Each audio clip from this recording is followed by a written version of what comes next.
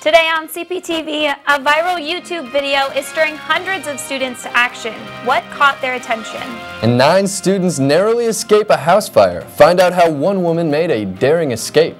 And learn how students can find off-campus housing for the next school year. Live from Studio 300 on Cal Poly's campus, I'm Brent Lowry. And I'm Hope Hanselman. You're watching Cptv. A human rights campaign has gone viral, reaching more than 55 million views in just 4 days. The Coney 2012 video is a campaign by Invisible Children. The 30-minute YouTube video exposes Joseph Kony as the leader of a guerrilla group in northern Uganda. According to Invisible Children, Kony and his followers abduct children to fight against the government. More than 1,400 Cal Poly students have pledged to become a part of the campaign.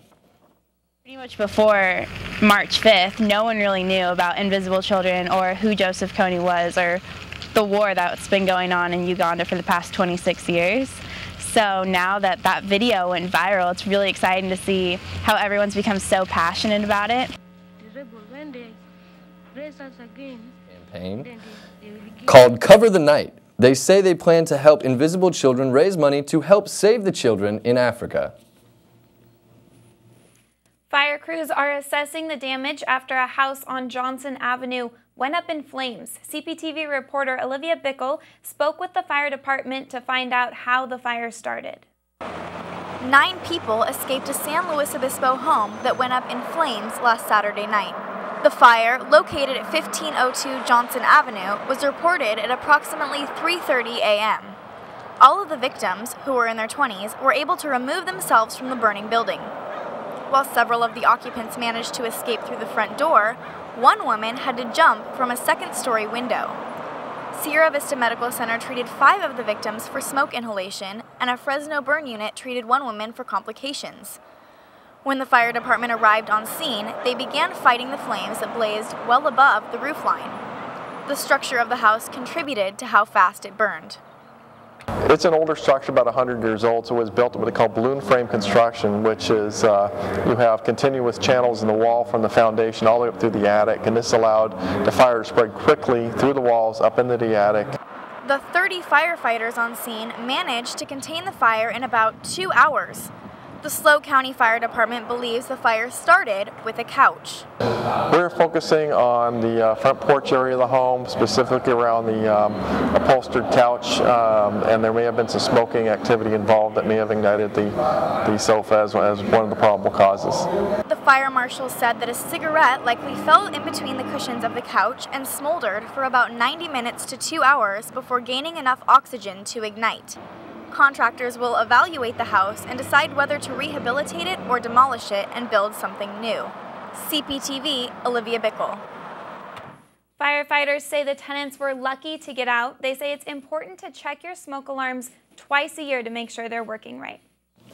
The incoming fall freshman class of 2016 is almost decided. Acceptance letters and waitlist notifications are currently being sent out. The number of applicants topped last year's numbers with 45,000 new freshman applicants. Early indications made by admissions director James Maraviglia says there is enough room for about 3,800 new students. However, the official number is unclear due to possible budget cuts that could be made in the future. Now that winter quarter is coming to an end, some students are starting to explore their housing options for next year. Cptv's Madison Demuri shows us what choices they have. Cal Poly's 4th annual housing fair was held yesterday on Dexter Lawn. Apartment complex representatives, rental companies, and university housing had booths at the fair. As the number of incoming freshmen continues to increase, the need for off-campus housing continues to increase as well. I think what one of the biggest issues is on campus, it just has so many new incoming freshmen that they're having to move them to PCV, they're having to shuffle them around the dorms.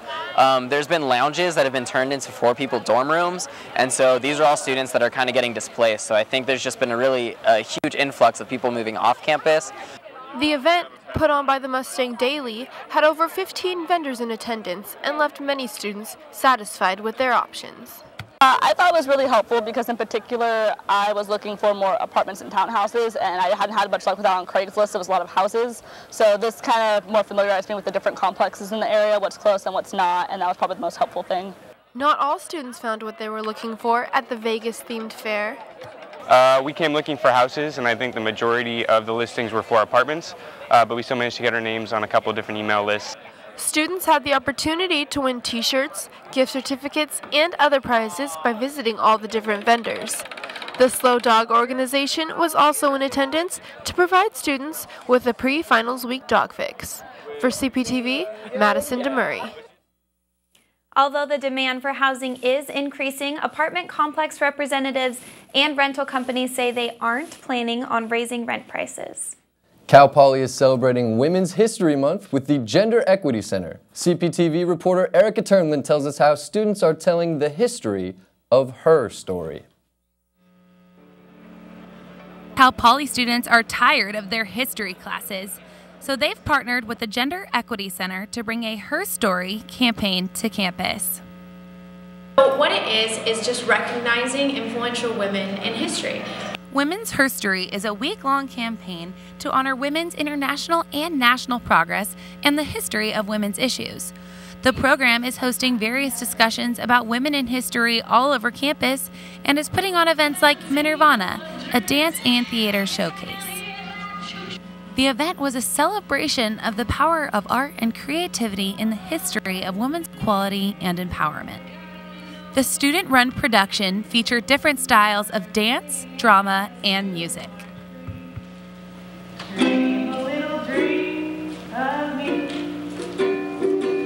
In past years, some events in Women's Herstory Week have included poster campaigns, International Women's Day, and LunaFest.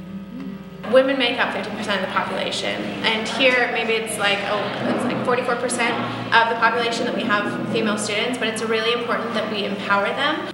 For the 2012 Herstory Week, the Gender Equity Center is focusing on the history of women globally. To get involved, you can go to the Gender Equity Center in the UU to find out more. Cptv, Erica Turnland. And the Gender Equity Center is located in the UU, room 217. Staff encourages students to stop by and get involved. Some frustrated students are voicing their concerns over state budget cuts in education. Thousands of students and supporters marched in Sacramento Monday, protesting increased college tuition fees.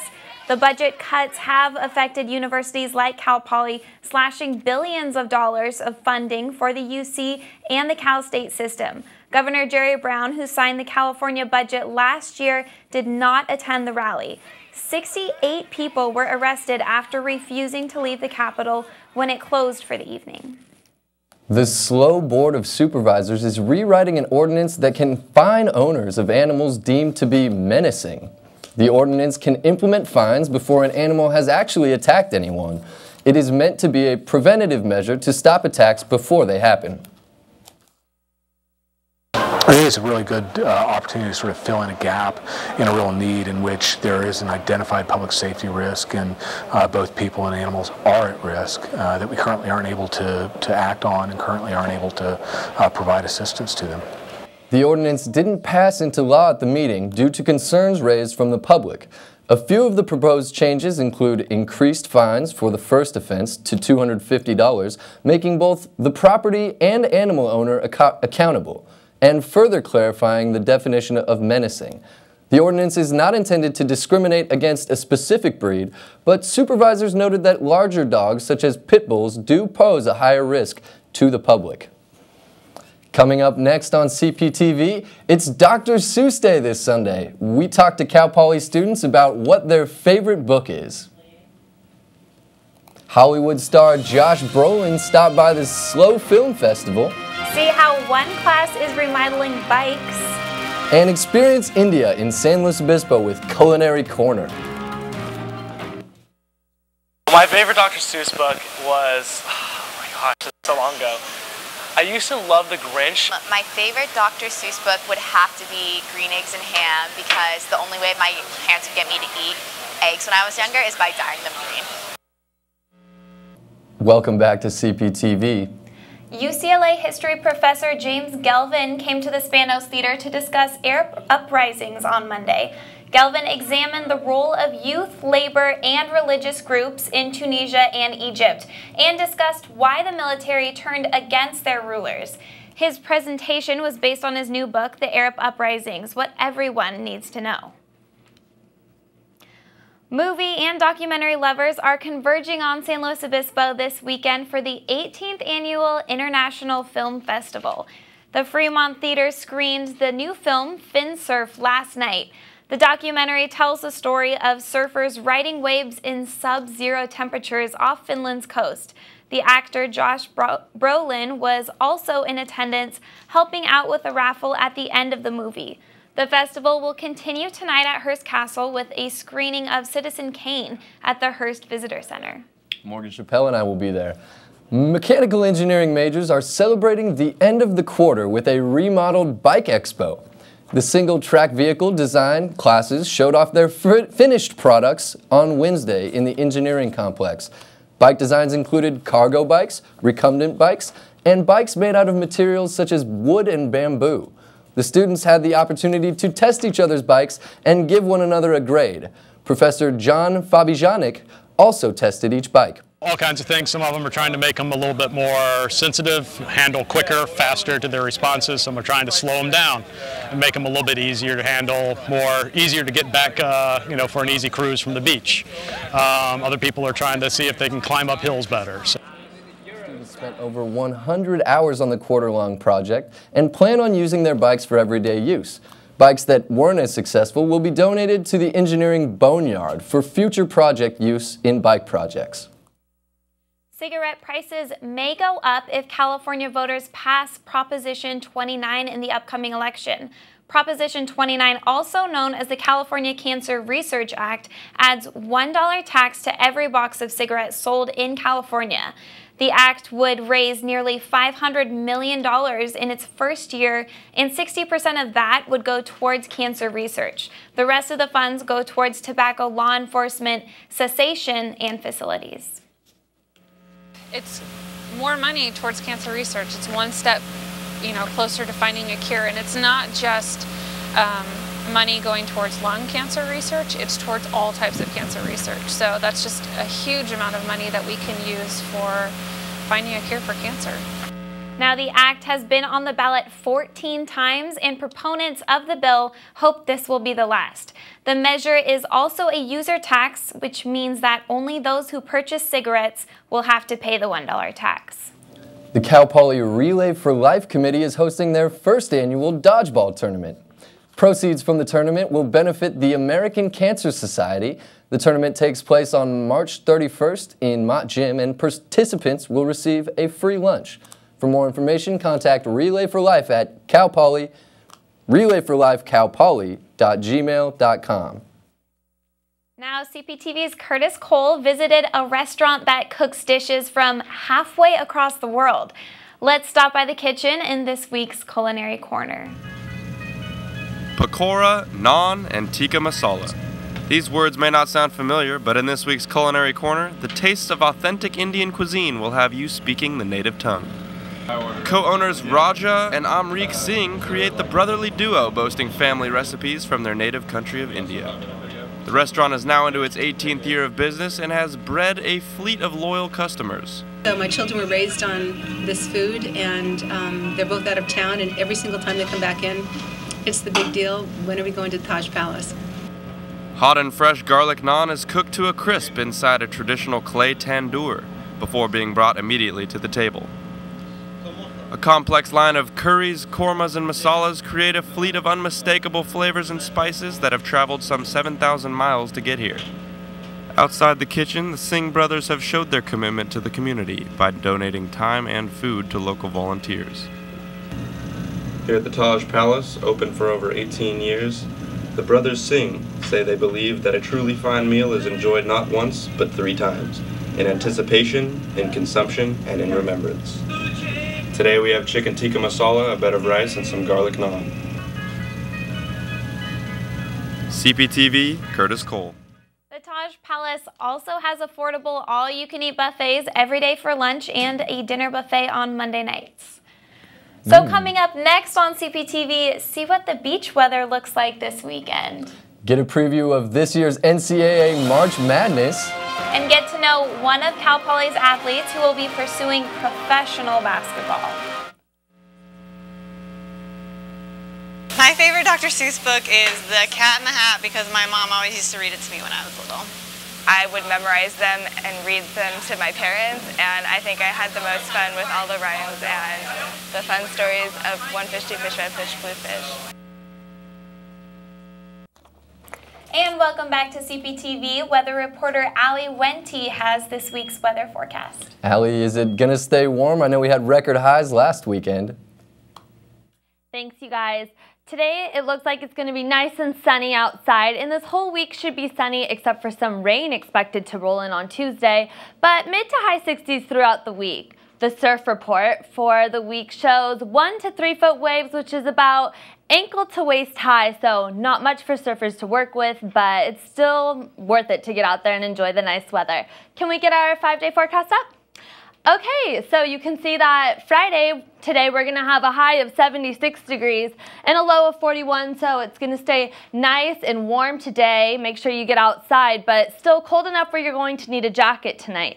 Sunday, it's going to stay warm with a high of 69 and a low of 45, and it's going to start to cool down with some clouds Sunday and Monday. We're going to see a high of 62, 61 on Monday, and it's going to stay around the mid-40s at nighttime, and then Tuesday, we're going to see rain with only a high of 60 degrees. So make sure you definitely get outside this weekend and enjoy the sun before the rain starts to come in.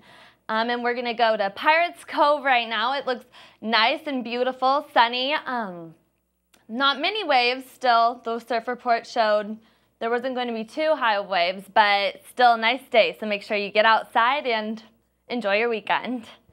Pirates Cove, that's a nude beach, correct? It is, so you better stay away from there. So thank you, Allie. And I don't know if I'm ready for that rain to start. Me neither.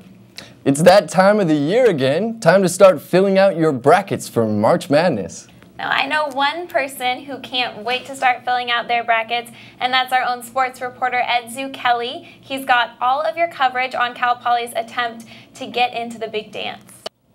Started for the Cal Poly women's basketball team last Tuesday when they took on Fullerton at Mott Gym in the opening round of the Big West tournament. President Armstrong, Joe Calero, and Don Oberhelman checking out the game. As in the first half, Santiago gets the ball from Christine Martin. He gets it back to Griffin and back to Santiago for the reverse layup. Cal Poly was up 16-8. Just a little while later in the first half, Santiago gets the ball and goes in for the layup. Cal Poly was up at 34-23 at that point. A little while later, Janae Irvin drives in, dishes out to Christine Martin, who puts it up for the three. Cal Poly was up 41-23 at halftime, though the Mustangs didn't allow a single point in the final 6:48 of the first half. And here we go, Christine Martin sends it in to Griffin to screen Santiago to get the layup. Poly was up 43-25 at this point. And here's Christine Martin going up for the great three to put Poly up 46-25. The CSU Fulton didn't quit pulling within 10, but Ariana Elegado with the layup and the foul had put Cal Poly up for good 58-45. And the final score ended up being 71-53. Santiago had 31 points, 9 rebounds, and 4 steals in her final game at Mott Gym. That game capped off a great career for Cristina Santiago at home. And now let's send it back to Brett on the anchor desk with the story of Santiago's record-breaking career at Cal Poly. Thank you, Zook. I sat down with Santiago, or T, as she's referred to by coaches and teammates, before the team left for Anaheim for the Big West semifinals.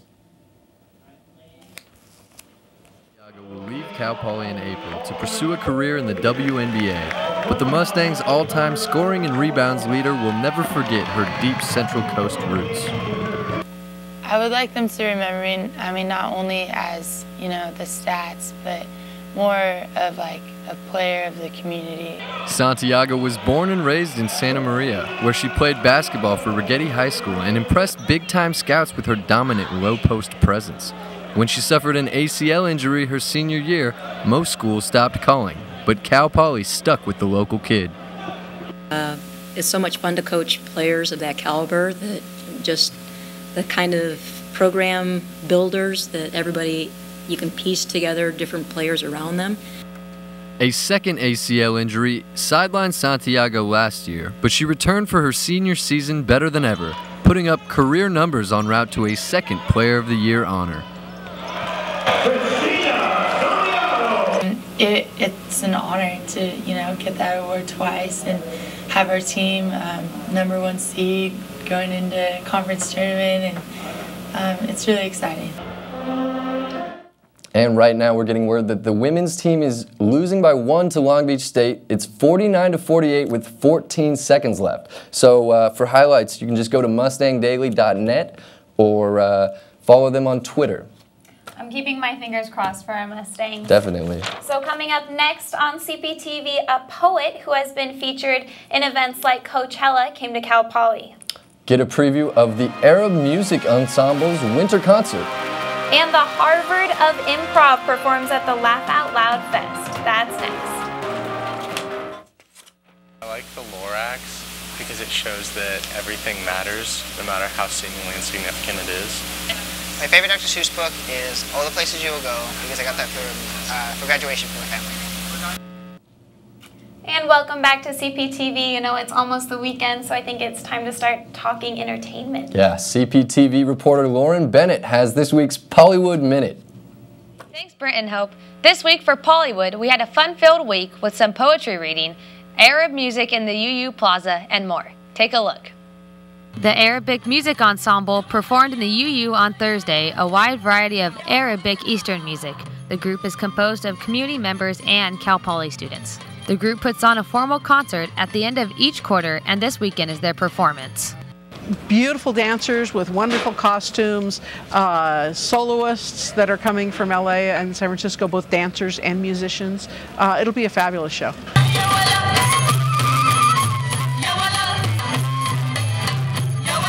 Cal Poly Arab Music Ensemble will play Saturday at 8 in Spaniels Theater. Tickets are available at the PAC. This might explode when I get to that point where everything is happening all over again. As much as I fight, I can never fight back. Cal Poly hosted spoken word poetry and open mic as an addition to her Story Week. The night was highlighted by Denise Jolly, a poet who has been featured in events as large as Coachella. Members of the audience also performed a range of material from poems to songs. Material ranged from highly personal pieces to comical relief. If there's something that I want to leave resonating, it's definitely understanding that you're possible regardless of your life experience. If you missed the event, open mic and spoken word is held the first Wednesday of every month. The group Slow Opera from the community and the Cal Poly Student Opera Theater Group collaborated to perform co-opera. The opera includes late romantic music and music from Mozart and Strauss and the play Oklahoma. Why do the neighbors gossip all? It's very dramatic, very beautiful music. This music is very challenging for the students, and they're doing an excellent job.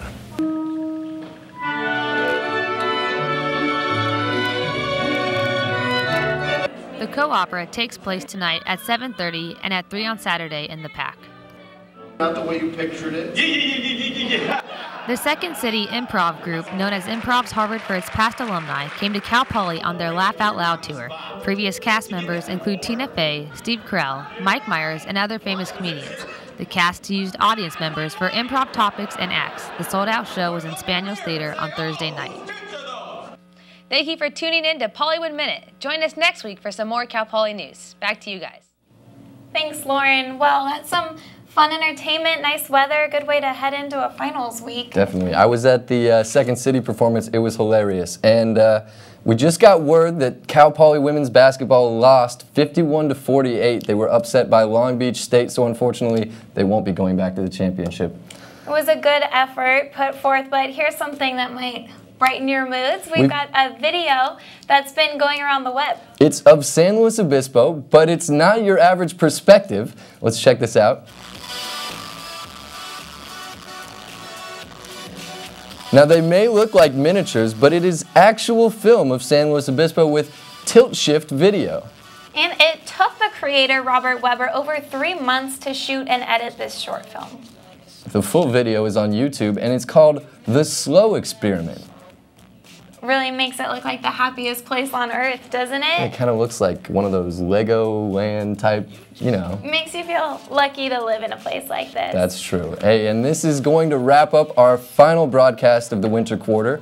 Thanks for tuning in. Remember, you can catch us in the spring on Charter Channel 19 and on campus Channel 2. And you can also find our broadcasts online on the Mustang Daily website, www.mustangdaily.net. Thanks for watching and have a wonderful weekend, Cal Poly. Ride high, you Mustangs. Jumps back.